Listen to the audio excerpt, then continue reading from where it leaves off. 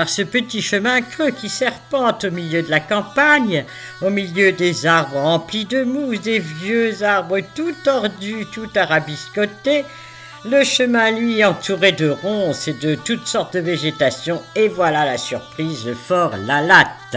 Nous ne sommes pas encore arrivés, mais voilà, il protège la baie de Saint-Malo des pirates, des mauvaises gens, et surveille les bonnes gens aussi. Nous voilà, on s'assied 5 minutes, et mon petit chevalier Raphaël, avec son bouclier, son épée, nous rejoint. Nous ne sommes pas les seuls à trouver la nature belle, voilà le gros bourdon qui dévore les fleurs de genêt qui sont toutes neuves, qui sont juste en train de commencer à fleurir. Là, le repos terminé, nous voilà partis visiter cette forteresse. Elle fut construite en 1340 par Étienne III Gouillon, seigneur de Matignon. Elle fut terminée vers 1470, 30 ans pour construire ça, c'est pas beaucoup. Regardez le gouffre que nous devons franchir par ce pont-levis qui est en état de marche. Vous voyez les grosses chaînes qui permettent de le soulever. Nous traversons ce premier châtelet pour arriver sur la Barbacane, donc ce premier espace de défense avant la forteresse. Voilà les rochers, on ne sait pas si ce sont des murs ou des rochers, et la deuxième porte qui se dresse à côté de nous, encore un gouffre à franchir, qui de temps en temps est envahi par la mer, ça on l'imagine volontiers, et les murailles de la forteresse de Fort La Latte. Voilà les machicoulis et la herse qui nous permet d'entrer dans la cour, la première cour. Le logement des soldats de la garde, vous voyez ici sur 2 niveaux, mais au rez-de-chaussée, cela est transformé en magasin de souvenirs, mais il reste du XIVe siècle cette magnifique cheminée en granit aux armes de la famille de Gouillon. Donc vraiment ceux qui ont tenu cette forteresse pendant plusieurs siècles. Puis là, la chapelle, toujours dans cette cour, la chapelle qui a été construite, elle, sous Louis XIV. Le vieil hôtel est toujours là, avec ses colonnes de bois sculpté doré, Saint Clément, une vieille statue, Saint Tanguy. Regardez les colonnes avec ses fleurs dorées, roses, c'est ravissant. Saint la Vierge, ici Saint Pierre, puis Saint Joseph à droite, une statue plus récente, et là-haut Saint Maurice, le centurion romain. Sur les vitraux, les armes de la famille de Gouillon. À droite de la chapelle, la citerne dans laquelle il peut contenir 20 000 litres, 20 tonnes d'eau de puits, uniquement de l'eau de récupération de puits, indispensable pour la garnison qui était d'au moins 40 hommes à une certaine époque. Un coup d'œil au donjon qui a été construit entre 1365 et 1370 et en haut duquel mon compagnon de voyage, Marlène, fait des grands signes. Il a tellement peur que je ne le vois pas qu'il fait des signes d'un bras et après de 2 bras, et vive la Bretagne. Voilà les aloès superbes au pied de ce donjon, vous voyez, construit vraiment sur le rocher. Toujours dans cette cour, le logis seigneurial ou alors le logis du gouverneur, car à l'époque de Louis XIV, il y avait là un gouverneur.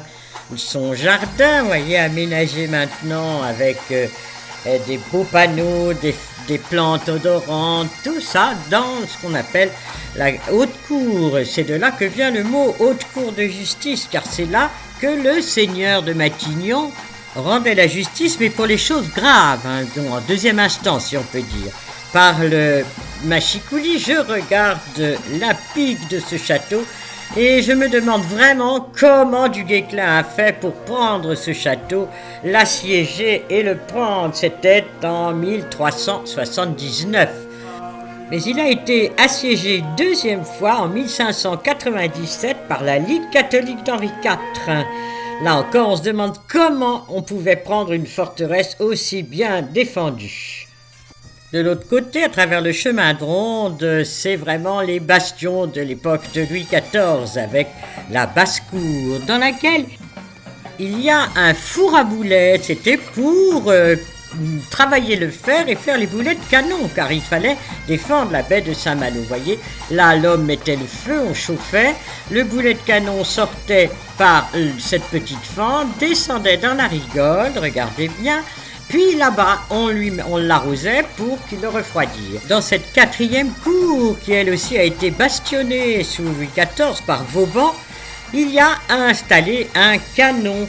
À l'époque de Louis XIV, il y avait 8 canons et on arrivait à tirer un boulet toutes les 3 minutes. Donc on tirait sur les pirates et sur les ennemis qui pouvaient arriver dans la baie de Saint-Malo. Toujours cette cour, toujours cette grande cour dans laquelle on admire ces rochers, ces plantes. C'est vraiment admirablement soigné par les actuels propriétaires.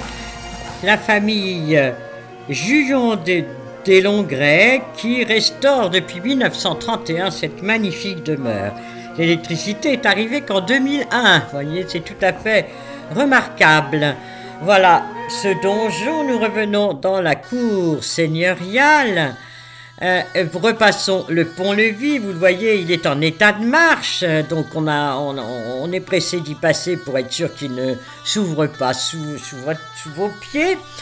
Et grâce à ces restaurations tout à fait extraordinaires, il y a eu de nombreux films tournés avec ici un bélier qui a été fabriqué pour le tournage du film Les Vikings.